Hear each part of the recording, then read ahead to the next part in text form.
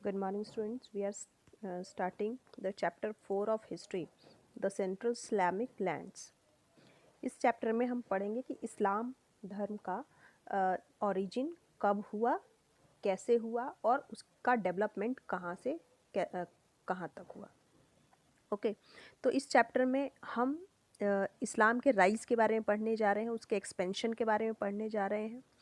Egypt से लेकर अफ़गानिस्तान तक जो इतना बड़ा टेरिटरी है, यहाँ पर इस्लाम का एक्सटेंशन कैसे हुआ इसके बारे में हम पढ़ेंगे. ठीक है. 600 से लेकर के 1200 एडी के बीच में जो इस्लाम का ओरिजिन रहा है, इस्लाम का डेवलपमेंट रहा है या राइज रहा है, उसका हम उसके बारे में पढ़ेंगे. नाउ सोर्सेस है ना, इस्लाम का ओरिजिन कैसे हुआ, उसका डेवलपमेंट कैसे हुआ, इन सब को जानने के लिए क्या क्या सोर्सेज हैं हमारे पास. ठीक है. तो सेंट्रल इस्लामिक लैंड 600 से 1200 के बीच में. ठीक है, हमें इसके बारे में पढ़ना है. तो ये किस पर बेस है? क्रॉनिकल्स के बेस पर. क्रॉनिकल्स के बारे में आप जानते हैं क्या होता है क्रॉनिकल? इवेंट्स को ऑर्डर में लिखना क्रॉनिकल कहलाता है ना. तो इस्लाम में इस्लाम भाषा में अरबी भाषा में क्रॉनिकल को क्या बोला जाता है? तवारिख. ठीक है. तो मोस्ट इम्पॉर्टेंट इसका सोर्स क्या है? क्रॉनिकल्स या तवारिख. ठीक है. और सेमी हिस्टोरिकल वर्क जैसे कि बायोग्राफीज़ को क्या बोलते हैं? सीरा. Records of saying and doing of the prophet है ना. प्रोफेट क्या होते थे? हादिथ. जो हादिथ होते थे, हादिथ जो होते थे, उनकी कही हुई बातें और उनके एक्शंस, उनकी कमेंट्रीज़ कुरान के ऊपर, ये सारी चीज़ें जो हैं सोर्सेज के रूप में अवेलेबल हैं. ठीक है. और उसके अलावा वो सारे मटेरियल जो आई विटनेसेस के रिपोर्ट से का कलेक्शन है, जिसे अखबार कहा जाता है, जो पीरियड एक समय से दूसरी समय में ट्रांसमिट होता रहा है, ओरली भी और पेपर पे भी. ठीक है. जो ये रिपोर्ट हैं, खबर हैं, इनकी ऑथेंटिसिटी को टेस्ट करना एक क्रिटिकल मेथड है, जिसे नरेटर की रिलायबिलिटी पर डिपेंड करता है ना, कि ये कितना वैलिड है, ये जो खबर है या रिपोर्ट है, ये कितना वैलिड है, कितना ऑथेंटिक है. इसको टेस्ट करने का एक क्रिटिकल मेथड, ये इसका मेथड काफ़ी क्रिटिकल है, इसको जान पाना कि ये ऑथेंटिक है या नहीं. ठीक है. ये डिपेंड करता है कि नैरेटर कितना रिलायबल है, जिसने ये कहा है, जिसने ये रिपोर्ट दी है, वो नैरेटर कितना रिलायबल है, उस पर डिपेंड करता है इसकी ऑथेंटिसिटी. ठीक है. तो ये सोर्सेज हैं जिससे इस्लाम के ओरिजिन के बारे में और डेवलपमेंट के बारे में हमें पता चलता है. उसके अलावा क्रिश्चियन क्रॉनिकल्स. ठीक है. क्रिश्चियन क्रॉनिकल्स जो सीरियक भाषा में लिखी गई है. सीरियक क्या है? एरेमिक भाषा का ही एक डायलेक्ट है. तो सीरियक भाषा में लिखी हुई जो क्रिश्चियन क्रॉनिकल्स हैं, और वो थोड़ा बहुत इस्लाम के ऊपर, इस्लाम के इतिहास के ऊपर प्रकाश डालते हैं. इसके क्रॉनिकल्स के अलावा हमारे पास कुछ लीगल टेक्स्ट हैं, ग्राफिक्स हैं, ट्रैवलॉग्स हैं, लिटरेरी वर्क्स हैं, और स्टोरीज़ और पोइम्स हैं, जिससे इस्लाम के ओरिजिन के बारे में हमें पता चलता है. अब हम पढ़ेंगे the rise of Islam in Arabia, है ना. इस्लाम का राइज अरेबिया में कैसे हुआ, और फिर वहाँ उसकी फेथ, उसकी कम्युनिटी और पॉलिटिक्स के बारे में भी हम पढ़ें. इस्लाम का जो स्थापना, इस्लाम धर्म की जो शुरुआत है, माना जाता है कि प्रोफेट मोहम्मद ने इस धर्म की शुरुआत की थी. उन्होंने सिंगल गॉड, जिसे अल्लाह कहते थे, उनकी वर्शिप स्टार्ट की थी करना. और वो एक सिंगल कम्युनिटी की मेंबरशिप उन्होंने ली थी. वो सिंगल कम्युनिटी क्या कहलाती थी? उम्मा. ओके. तो जिस कम्युनिटी पर उनका विश्वास था, जिस कम्युनिटी के वो मेंबर थे, वो कम्युनिटी को क्या कहा जाता था? उम्मा. ओके. तो यहाँ से इस्लाम का ओरिजिन माना जाता है. मोहम्मद जो थे एक अरब थे, लैंग्वेज से, कल्चर से और प्रोफेशन से वो एक मर्चेंट थे. 6th सेंचुरी अरब कल्चर में जो अरब कल्चर था, वो अरेबियन पेनिनसुला में सबसे ज़्यादा फैला हुआ था और साउदर्न सीरिया, मेसोपोटामिया, इन सब एरिया में सबसे ज़्यादा अरब कल्चर फेमस था और उसे लोग मानते भी थे, है ना। अरब्स जो थे वो ट्राइब्स में डिवाइडेड थे। ट्राइब मतलब कबीला, और हर कबीले का एक चीफ होता था जिसे उस ग्रुप के लोग अपनी फैमिली में से, उन फैमिली के कनेक्शन से या फिर अपने से चुनते थे, है ना। ऐसे व्यक्ति को चुना जाता था जो बहादुर होता था, बुद्धिमान होता था और जेनरोसिटी होती थी उसमें। जेनरोसिटी मुरव्वा कहा जाता था इस्लाम भाषा में, है ना। और हर कबीले के अपने गॉड या गॉडेस होते थे जिनकी पूजा अलग अलग तरीके से की जाती थी, एक आइडल के रूप में, है ना। कई अरब ट्राइब्स जो थे वो नोमाडिक्स थे। नोमाडिक मतलब खाना बदोश, है ना, एक जगह से दूसरी जगह घूमने वाले, ठीक है। वो ड्राई रीजन से ग्रीन एरियाज़ की तरफ हमेशा ट्रैवल करते रहते थे अपने ऊँट के साथ फूड को सर्च करने के लिए और अपने कैमल्स के फॉडर के लिए हमेशा इधर उधर घूमते रहते थे। मोहम्मद की जो अपनी ट्राइब थी, मोहम्मद किस ट्राइब से बिलोंग करते थे? कुरैश। मोहम्मद जो थे वो कुरैश कबीला से या कुरैश ट्राइब से बिलोंग करते थे। मक्का में रहते थे वो, और वहाँ की जो मेन श्राइन थी उसको उस पर उनका कंट्रोल था, है ना। एक क्यूब जैसा स्ट्रक्चर होता था जिसे काबा कहा जाता था, जो उनके पूजा का जहाँ पर वो वर्शिप किया करते थे, वो उनके देवी देवता या जो भी थे, अल्लाह थे, गॉड थे उनके, वो वहाँ पर प्लेस्ड थे। यहाँ तक कि मक्का के बाहर के जो ट्राइब्स थे वो भी काबा को बहुत ही पवित्र मानते थे और अपने आइडल्स को भी वो वहीं पर इंस्टॉल किया करते थे उसी श्राइन में। कहाँ पर? काबा में, है ना। और हर साल हज के लिए भी जाया करते थे उस श्राइन में। मक्का जो है वो येमेन और सीरिया के बीच में ये ट्रेड रूट है, इस ट्रेड रूट के बीच में लोकेटेड है, इसलिए भी ये सिटी काफ़ी इम्पॉर्टेंट थी। ओके, 612 के लगभग मोहम्मद ने अपने आप को गॉड का मैसेंजर डिक्लेयर कर दिया। मैसेंजर ऑफ गॉड मतलब रसूल, रसूल अल्लाह बोलते हैं ना, रसूल अल्लाह मतलब मैसेंजर ऑफ गॉड। उन्होंने अपने आप को रसूल अल्लाह या मैसेंजर ऑफ गॉड डिक्लेयर कर दिया। और who had been commanded to preach, जिनको अल्लाह केवल उसी व्यक्ति को अल्लाह की वर्शिप करने का और उनकी प्रीचिस, उनके उपदेश देने का अधिकार था, है ना। जो वर्शिप थी उसमें सिंपल रिचुअल्स इन्वॉल्व थे, जैसे कि डेली प्रेयर करना जिसे सालत कहा जाता है। कुछ उनके अपने सिद्धांत थे, मॉरल प्रिंसिपल्स थे, वैल्यूज़ थे, जैसे कि आर्म्स डिवाइड करना और चोरी ना करना, ये सब, ठीक है। मोहम्मद ने जिस कम्युनिटी को फाउंड किया था वो कौन सी कम्युनिटी थी? जिस कम्युनिटी को मानते थे, कौन सी कम्युनिटी थी? हमने पहले ही पढ़ा था, उम्मा, है ना। वो common set of religious belief से बाउंडेड थी, मतलब उनके अपनी धार्मिक आस्थाएं, अपना धार्मिक विश्वास था। अब हम जानेंगे इस्लामिक कैलेंडर के बारे में, है ना। इस्लामिक कैलेंडर जो नॉर्मल कैलेंडर्स हैं उनसे अलग है काफ़ी। हिजरी एरा कहा जाता है उन्हें, जो उमर के जो खलीफा थे उनके समय पर स्टार्ट किया गया था, ठीक है। जो इसका हिजरी ईयर का पहला साल है वो 622 सी में शुरू होता है ना। तो जो डेट है हिजरी कैलेंडर में वो AH लेटर से फॉलो किया जाता है, ठीक है।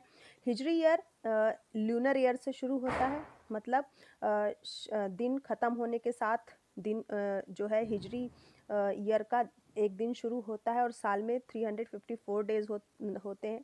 12 मंथ्स जो होते हैं वो मुहर्रम से लेकर के धूल हिज्जा तक होता है और हर महीने में 29 या 30 डेज होते हैं। हर डे जो होता है सनसेट से बिगिन होता है और हर मंथ जो है वो क्रिसेंट मून से पे ख़त्म होता है। हिजरी ईयर जो है वो 11 डेज शॉर्टर होता है सोलर ईयर से, ठीक है। हम जिस ईयर को फॉलो करते हैं वो कौन सा है? सोलर ईयर, है ना। दिन के मतलब सनराइज होने के साथ दिन शुरू होता है और अगले दिन सनराइज़ पर दूसरा दिन शुरू होता है ना। लेकिन जो हिजरी ईयर है वो सनसेट से दिन शुरू होता है और अगले दिन सनसेट पर ख़त्म होता है। ओके, इसीलिए जो इस्लामिक रिलीजियस फेस्टिवल्स हैं जिनमें रमज़ान, ईद और हज हैं, ये सब जो है अलग अलग सीज़न में आते हैं, है ना। तो हिजरी कैलेंडर के जो डेट है उसको मैच करना ग्रेगोरियन कैलेंडर से इजी नहीं है। ग्रेगोरियन कैलेंडर जिसे पोप ग्रेगोरी 13 ने 1582 सी में बनाया था, है ना, उसको कैलकुलेट करना, इक्विवेलेंट करना इस्लामिक कैलेंडर को ग्रेगोरियन क्रिश्चियन कैलेंडर से, उसके लिए एक फॉर्मूला नीचे दिया हुआ है, यहाँ पर आप ये देख लीजिए। ओके, नाउ अब हम पढ़ेंगे the caliphate expansion, civil wars and sect formation. Caliphate मतलब खलीफा, है ना, मोहम्मद खलीफा जो प्रीचर होते थे, जो उपदेशक होते थे, सबसे बड़े गुरु होते थे मुस्लिमों के, उन्हें खलीफा कहा जाता था। तो इसमें हम पढ़ेंगे खलीफा ने जो खलीफा हुए हैं समय समय पर इस्लाम में, उन्होंने कैसे एक्सपेंशन किया, वॉर्स, और कैसे किए उन्होंने, और फिर अपने सेक्ट, अपने समुदाय को कैसे फॉर्मेशन किया। ठीक, मोहम्मद खलीफा की डेथ के बाद 632 में उनका कोई भी कायदे से उनका कोई भी जो था उत्तराधिकारी नहीं था, जो जायज़ उत्तराधिकारी इसे कह सकते हैं, जो अगला प्रोफेट बन सके इस्लाम का। इसका रिज़ल्ट ये हुआ कि पॉलिटिकल अथॉरिटी को ट्रांसफॉर्म कर दिया गया उमा को। उमा क्या है? उमा मैंने बताया था जिस सेक्ट से बिलोंग करते थे, जिस समुदाय से, जिस ग्रुप से बिलोंग करते थे मोहम्मद खलीफा, जिस ग्रुप को मानते थे, वो उमा उस ग्रुप को कहा जाता था, है ना। तो उनकी जो पॉलिटिकल अथॉरिटी थी वो उमा को ट्रांसफ़र कर दी गई, और कोई भी इस्टेब्लिश, क्योंकि कोई भी इस्टेब्लिश्ड प्रिंसिपल ऑफ सक्सेशन नहीं था उत्तराधिकार का, और कोई भी ऐसा उनका सिद्धांत नहीं था। इससे जो है अपॉर्चुनिटीज़ क्रिएट हो गई थी कि मुस्लिमों के बीच में अब डिवीज़न, मुस्लिमों के बीच में डिवीज़न हो, उसके लिए उन्होंने, अब ये ऐसी स्थिति उत्पन्न हो गई थी कि जो मुस्लिम का समुदाय था, ये उमा जो था, अब उसका डिवीज़न होने लगा। जो सबसे बड़ा इनोवेशन था इस समय पर वो था खलीफा के इंस्टीट्यूशन का क्रिएशन, जिसमें लीडर जो होते थे कम्युनिटी के, अमीर अल मुनीनी, वो खलीफा होते थे, प्रोफेट के खलीफा बनते थे।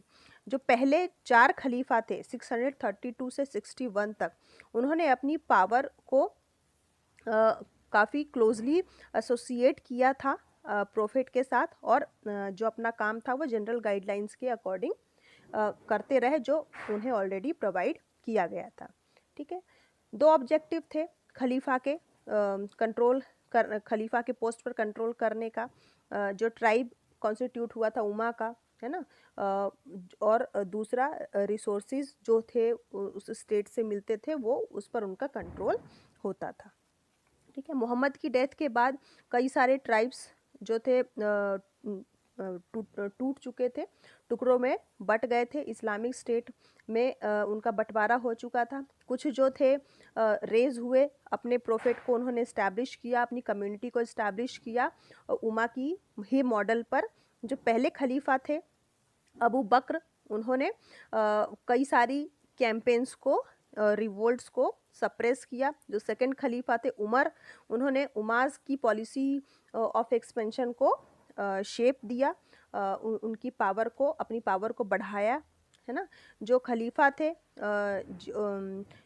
वो जानते थे कि उमा जो है वो कैसे मेंटेन हुआ है, और उसका जो इनकम है, मोडेस्ट इनकम है, वो ट्रेड और टैक्सेस से मिलता है। तो रियलाइजिंग दैट रिच बूटी could be obtained from expeditionary rates, तो उन्हें ये रियलाइज़ हुआ कि जो उनकी इनकम है कैसे इंक्रीज़ होगी, जब वो एक्सपीडिशनरी रेड्स करेंगे, दूसरे कबीलों पर या दूसरे स्टेट्स पर जब वो अपना कंट्रोल करेंगे, रेड करेंगे, वहाँ पर आक्रमण करेंगे, तब उनका जो संपत्ति है, बूटी जो है वो और रिच होगी।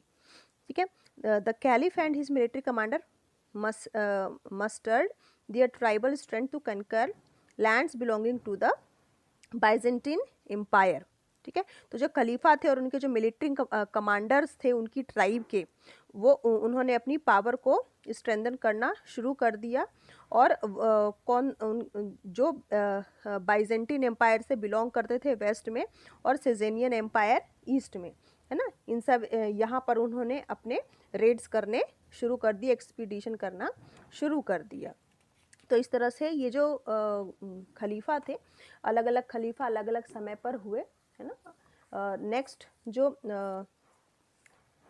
3 कैंपेन्स हुए 637 से 642 के बीच में, है ना, उसमें अरब जो थे, अरब्स ने सीरिया, ईरान, इराक और इजिप्ट को अपने कंट्रोल में, मेडिना के कंट्रोल में ले लिया था।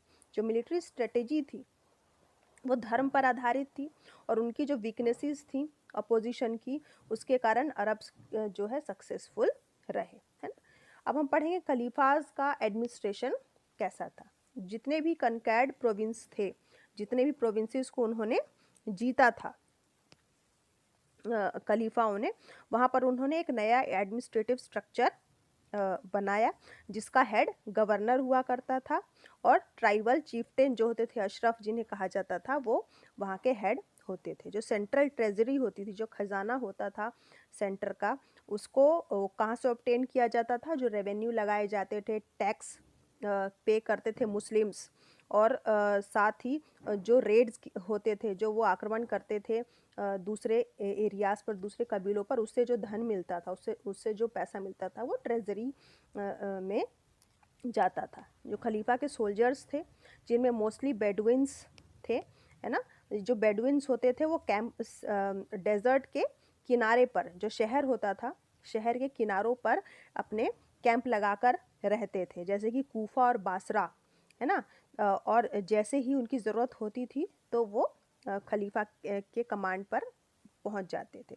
जो रूलिंग क्लास और सोल्जर्स थे, उन्हें लूटे हुए धन का काफ़ी बड़ा शेयर मिलता था और मंथली पेमेंट भी मिलती थी। जो नॉन मुस्लिम पॉपुलेशन थे, उन्हें उनके राइट और प्रॉपर्टी और रिलीजियस प्रैक्टिसेस करने के लिए उन्हें टैक्स देना पड़ता था, जिसे खराज और जजिया कहा जाता था। ज्यूस और क्रिश्चियंस जो थे वो प्रोटेक्टेड थे उनके स्टेट में, उन्हें धिमिस कहा जाता था और उन्हें अपना कम्युनल अफेयर्स को कंडक्ट करने के लिए ऑटोनॉमी दी जाती थी, उन्हें छूट दी जाती थी। ओके, जो टेरिटोरियल एक्सपेंशन के साथ खलीफा जो थे, उन्होंने अपने टेरिटरीज़ को एक्सपेंड करने के साथ ही उमा की जो यूनिटी थी, अब वो एक थ्रेटन बन चुकी थी और जो रिसोर्सेज थे उसके लिए उसके ऑफिसर्स, उमा के जो ऑफिसर्स थे वो आपस में ही कॉन्फ्लिक्ट करने लगे थे। ठीक है, जो रूलिंग क्लास था अर्ली इस्लामिक स्टेट में, वहाँ पर जो कि कुरैश डायनेस्टी से बिलोंग करता था। हमने पहले ही पढ़ा था कि जो मोहम्मद खलीफा थे वो किस डायनेस्टी से बिलोंग करते थे? कुरैश वंश से थे, मक्का के कुरैश वंश के थे। तो जितने भी खलीफा रहे अब तक अर्ली इस्लामिक स्टेट में, वो मोस्टली कुरैश, मक्का के कुरैश से बिलोंग करते थे। जो थर्ड खलीफा थे उस्मान 644 से 56 के बीच में रहे, वो भी एक कुरैश ही थे, है ना। उन्होंने अपना एडमिनिस्ट्रेशन अपने तरीके से किया और काफ़ी कंट्रोल रखा। This further intensified the McCann character of the state and the conflict with the other tribesman. ये इससे जो मक्का था,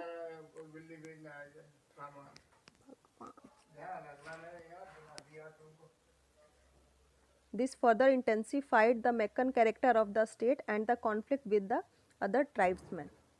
ठीक है, जो मक्का में इससे क्या हुआ कि मक्का स्टेट में आपस में ही लोग लड़ने लगे और जो ट्राइब्समैन थे, कबीलों के लोग थे, वो आपस में ही झगड़ने लगे। ऐसी कंडीशन बन गई थी उनके एडमिनिस्ट्रेशन के कारण। ठीक है, opposition in Iraq and Egypt combined with opposition in मेडिना। Iraq और इजिप्ट में के जो अपोजिशन थे वो मदीना के अपोजिशन से कंबाइन हो गए थे और उन्होंने अपना एक ऐसी और उन्होंने मिलकर के उस्मान को मार डाला, असिसिनेट कर दिया। उस्मान की डेथ के बाद जितने भी अली जो था वो अगला खलीफा बना, ठीक है। और अली की डेथ के बाद 656-61 के बीच में जो अली था वो अगला खलीफा रहा। उसकी डेथ के बाद 2 वॉर किए गए मैक्कन एरिस्टोक्रेसी को रिप्रेजेंट करते हुए। अली ने अपने आप को कूफा पर इस्टेब्लिश किया और एक आर्मी को डिफीट किया जिसे मोहम्मद की वाइफ ने लीड किया था, आयशा जिनका नाम था। इस बैटल कैमल के साथ उन्होंने कैमल पर बैठ करके उन्होंने ये बैटल की थी। He was however not able to suppress the fraction led by Muivah, है ना। हालांकि जो फ्रैक्शन आ गया था वो उस फ्रैक्शन को वो मिटा नहीं सका जिसे मुवैयाज लीड कर रहे थे। मुवैया कौन थे? एक किंग्समैन था उस्मान का और सीरिया का गवर्नर था, ठीक है। जल्द ही अली जो था उसे भी असिसिनेट कर दिया गया। खरजी ने उसे मार दिया कूफा के एक मॉस्क में। और उसकी डेथ के बाद उसके जो फॉलोअर्स थे उन्होंने उसके बेटे हुसैन को अगला जो है खलीफा बना दिया। मुवैया ने खुद को अगला खलीफा बना लिया 661 में और उमैयद डायनेस्टी की शुरुआत की जो 750 तक लास्ट रहा, ठीक है। तो नेक्स्ट पार्ट में हम उमैयद डायनेस्टी के बारे में पढ़ेंगे। अभी तक हम कुरैश डायनेस्टी के बारे में पढ़ रहे थे, अब हम पढ़ेंगे उमैयद डायनेस्टी के बारे में नेक्स्ट पार्ट में। Okay, till then good bye.